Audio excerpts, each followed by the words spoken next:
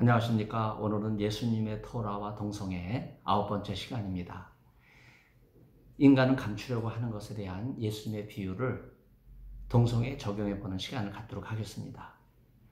요즘 때를 맞춘 듯이 이태원 게이클럽에서 전염병이 확산이 돼서 동성애를 혐오한다고 반박하면서 사실을 가리려고 하고 진실을 은폐하려는 시도가 언론에서까지 진행되고 있습니다. 이태원 클럽 6만 5천 명이 검사를 받았는데 상당수를 익명으로 진행했습니다. 소위 인권 보도 준칙이라고 하는 것을 기자들이 만드는 것 같은데 전체주의나 공산주의 혹은 군사정권 때나 있을 법한 규제를 하고 있는 것이 지금 한국 언론의 현주소입니다. 바리새인들에 대한 예수님의 화합 선포, 인간은 감추고 하나님은 드러내시고 숨기는 인간과 알리시는 하나님, 어두운 데서 말하는 인간과 밝은 데서 전하시는 하나님, 그리고 귓속말로 속삭이는 인간과 지방에서 전파하신 하나님을 대비해서 극명하게 인간과 하나님을 대비시키는 비유가 바로 오늘 생각하려고 하는 내용입니다. 예수님의 토라는 그 자체가 내러티브를 기반으로 하고 있기 때문에 그 정교한 문장 하나하나가 이미지로 살아나면서 우리의 심금을 울립니다. 바로 이것이 내러티브가 주는 이미지 화법, 바로 비유의 기법입니다.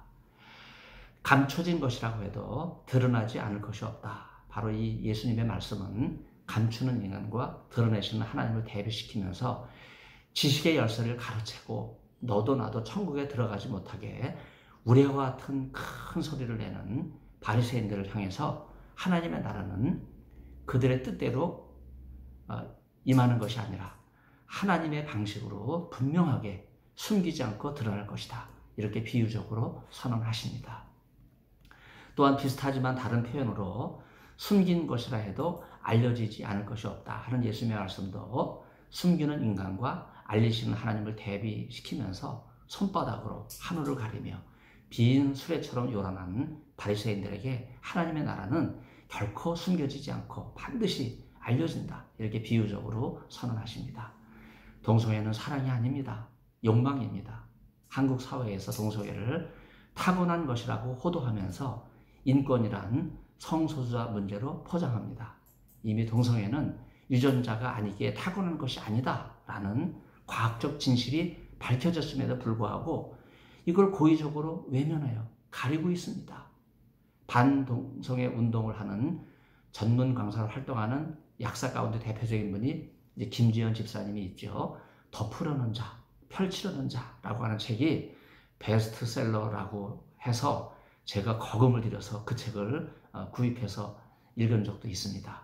오늘 주제인 예수 말씀을 직접 언급하지는 않지만 그 책 전체가 동성애를 덮으려는 자와 펼치려는 자 사이에 공방전을 방불케 할 정도로 의학적 진실로 동성애 요인이 지닌 질병의 위험성을 알리고 있는 아주 중요한 책입니다.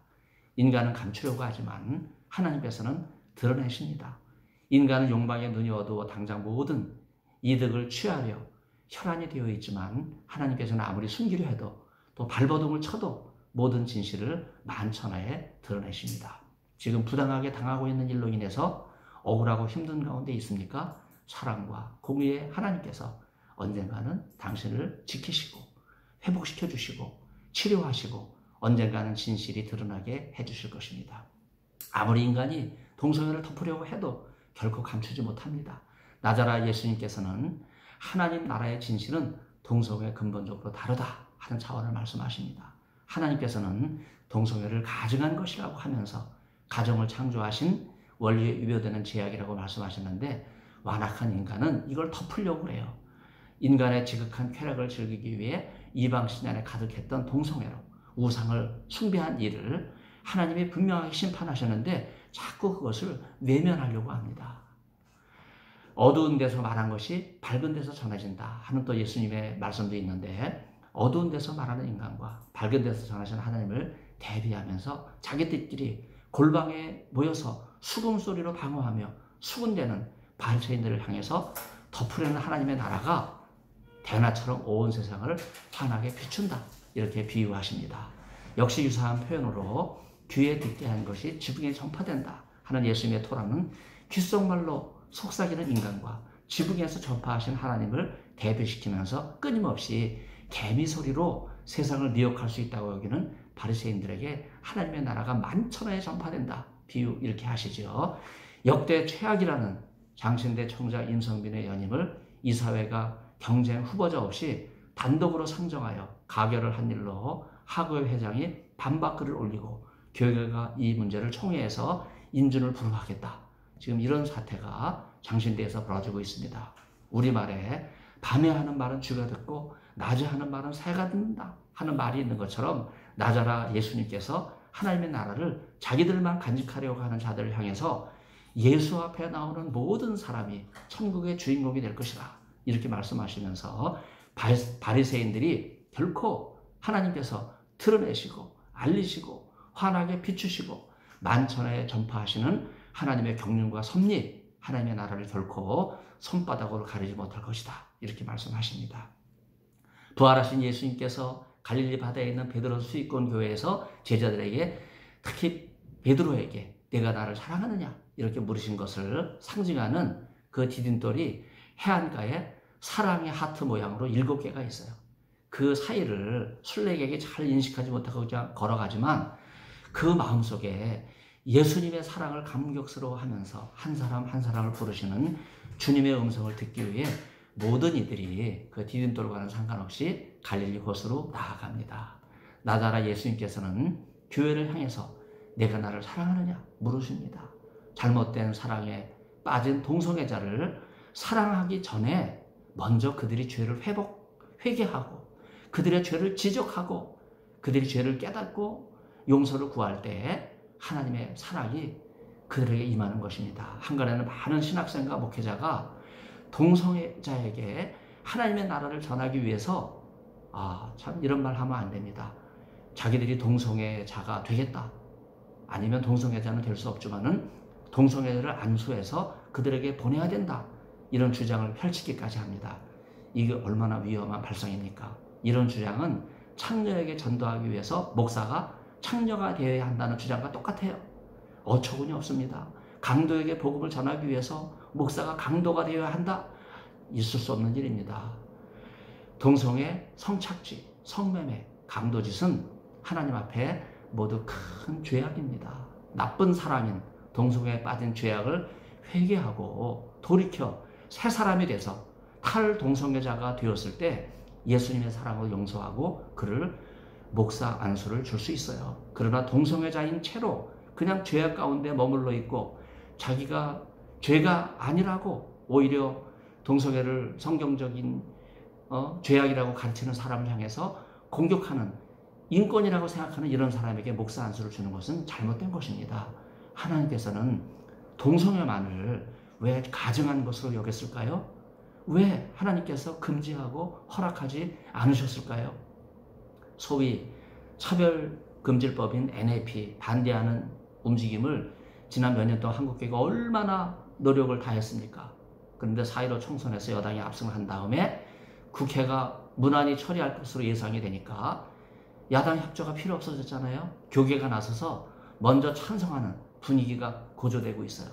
일부 지식인이라고 하는 사람들이 가세해서 젠더 정책성과 성적 조항이라는 독소 조항을 빼면 동의하겠다. 이런 발언도 서슴지 않습니다. 그러나 서구 여러 나라에서 처음에 차별금지법을 제정하는 단계에서 이 두 가지를 제외하고 법제화하였다가 곧이어 개정하는 단계에서 추가하는 거예요. 참 그게 전략이죠. 결국 민형사상 책임을 물어 교회와 또 복음전도하는 이들이 심각한 상황에 빠져들고 말았습니다. 이미 자유민주 체제인 우리나라는 여러 가지 법조문을 통해서 차별금지를 시행하고 있습니다. NAP는 마치 차별금지법을 처음 제정한 것과 같이 그렇게 호들갑을 떨지만 그 내막에는 사회적 성과 개인적 성적 지향이라고 하는 두 가지 족소 조항을 통해서 다수 일반 국민이 생각하는 보편적 성 개념을 역으로 차별하려고 하는 악법을 제정하려고 하는 숨은 의도가 있는 것입니다. 아직도 문재인 정부가 들어서서 국가인권위원회에서 동성애를 소수자로 인권으로 보호해야 한다고 하는 취지에 성경의 동성애를 죄악으로 규정해서 하나님께서 가증히 여기는 것, 여러분 토해바라고 하는 말 제가 반복해서 알고 계시죠? 바로 허락하지 않는 것, 금지하신 것이라는 뜻인데, 이런 기독교 신앙의 정면으로 배치되는 악법이 될 것이라고 하는 것을 모르는 신학생과 교수들이 너무나 많습니다. 안타까운 것은 이런 시점에 때를 맞추어서 NCCK 사무총장인 여러분, 일개 개인의 의견을 말하면 안 되거든요. 한국교회를 향해서 동성애 합법화를 부추기면서 차별금지법 제정을 찬성하는 성명을 낸 것도 국민 대다수가 동성애를 반대하는 것을 거드리는 지탄받을 만한 행동입니다.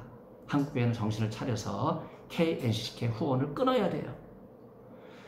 아무리 감추려고 또 거짓 정보를 왜곡하려고 해도 성소수자 보호라는 미명하에 대다수 국민이 지키려는 천부의 인권인 남자와 여자의 생물학적 성별을 무시하려는 정책은 반드시 철회되어야 합니다.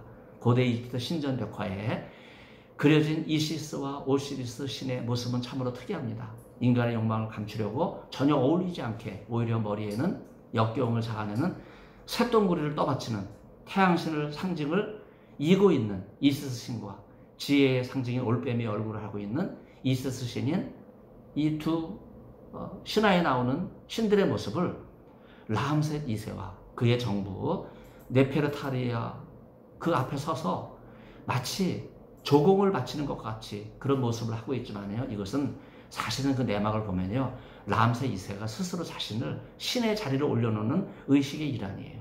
그가 90세 넘게 살면서 이집트 전역에 그의 막강한 이러한 권세를 자랑하기 위해서 신격화하는 이런 부조를 남겨놨는데, 그는 신격화의 영광을 누렸지만 결국 그도 인간이에요. 부질없는 인생이기 때문에 생을 마감했고, 아무리 외화해도 그는 신이 될 수 없었습니다. 조금만 참고 기다려야 됩니다. 나달의 예수님께서 우리의 모든 사정을 알고 계십니다. 지금 인권 문제로, 동성애 문제로 한국을 대표하는 두 신학교가 학생들의 집단적으로 나서 스승을 공교적으로 징계 청원한 일로 인해서 교수인사위원회와 이사회 징계위원회가 학생들이 제시한 내용만을 근거로 해서 셀프 징계를 한 일이 한국 사회에 파문을 일으키고 있어요. 더 나아가서 하나님의 의병방을 만들어서 동성애 합법화와 동성애 독재와 동성애 권력에 맞서서 의료인으로 활동하고 있는 염 원장을 모 신학대학이 법정에 고소한 것은 한국교회 우려를 심각하게 자아내고 있습니다. 오히려 징계를 받은 교수들이 구명운동을 위해 자기들을 구명하기 위해서 외부인을 끌어들였다. 이런 가당치 않은 누명까지 씌우고 모함하고 명예훼손을 하는 일을 부추기고 있는데, 여러분, 이게 신학대학이 할 일이겠습니까? 당장 회개하고 바로잡아야 될 일이지만 신학교 총장과 이사장도 사회적 분위기와 이념에 동조하는 현실의 상황윤리 관점에서 인권 논리가 정당하다는 입장에 서 있기 때문에 신학교임에도 불구하고 성경윤리와 너무나도 거리가 멀리 떨어져 있습니다. 미국과 유럽에서 차별금지법이 통과된 이후에 오히려 역차별이 진행되고 있는 현상은 무엇을 의미합니까? 사람들은 기독교이건 아니건 대부분 남자와 여자의 결혼을 중요한 가치로 여기고 있기 때문에 동성애를 여러분 그들이 주장하는 것처럼 혐오하고 결코 차별하는 것이 아닙니다. 오히려 인류의 번영과 가정의 행복을 안겨주는 전통적인 혼인의 가치를 존중하는 입장을 왜 귀하게 여겨야 하지 않겠습니까? 아무리 차별금지법 제정을 통해서 동성애를 합법화하려는 시도를 한다고 할지라도, 혹은 차별금지법을 제정하는 일을 성공한다고 할지라도 인류의 보편적인 가치를 바꾸지는 못하기 때문에 언제든지 원점으로 환원되고 폐지되어야 할 악법이에요. 여러분, 동성애자만 있으면 누가 자식을 낳겠습니까? 누가 인류의 번영을 약속하겠습니까? 처음부터 정치권의 막대한 자금을 배후해서 은밀하게 되는 동성애자의 막대한 로비로 시작된 차별금지법의 제정은 우리 사회가 대부분의 시민이 동의하지 않습니다. 귀에 듣게 한 것이 지붕에서 전파된다 하는 예수님의 비유처럼 잘못된 일은 반드시 알려지게 되어 있습니다. 나자렛 예수님께서는 귀 있는 자는 들을지어다 이렇게 말씀하시는데, 여기서 귀 있는 자라고 하는 히브리어는 관용적으로 오즈나임 리시모아, 이걸 쉽게 제가 직역을 하면 들을 귀라고 하는 뜻이에요. 귀 없는 자가 어디 있습니까? 문제는 귀가 있어도 들을 귀가 없는 거예요. 네, 이것이 너무나 안타까운 현실이죠. 귀 먹은 사람이 듣는다 하는 예수님의 말씀도 있는데 요한의 제자에게 답변하신 예수님께서 눈을 뜨게 하고 귀를 들리게 하는 행위가 하나님의 나라가 임한 증거라 이렇게 말씀하세요. 히브리어에서 파라흐라고 하는 단어는 보거나 듣는 능력을 회복하는 것을 의미하고 무엇인가 분명하게 인식하거나 이해하는 능력을 의미합니다. 하나님의 나라는 결코 모호하지 않는 분명한 실체, 파라흐라고 하는 실체인 것을 여러분 아시길 바랍니다. 한국교회는 정신을 차리고 눈과 귀를 열어야 합니다. 귀 먹은 사람이 듣는다는 나자라 예수님의 말씀처럼 왜 동성애를 하나님께서 가증히 여기시고 금지하시고 허락하지 않으신 죄악인 것을 분명히 알고 성도들에게 올바로 가르치지 않습니까? 이것이 성경이 가르치는 실체인데 왜 파라흐를 대형교회 목사님들은 보지 못합니까? 왜 인본주의로 무장한 좌파 언론인에게 한국교회가